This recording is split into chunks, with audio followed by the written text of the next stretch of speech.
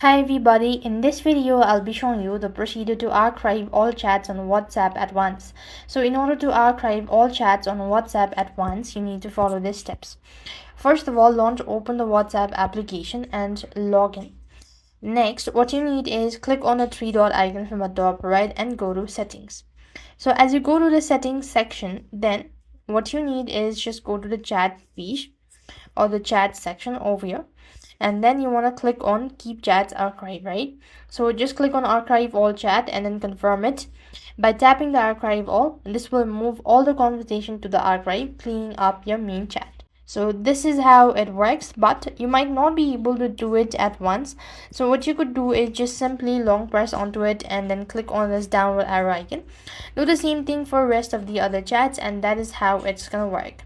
So that's all for this video. I hope the video was helpful. Make sure to like, share and subscribe. Thank you for watching. See you in the next video.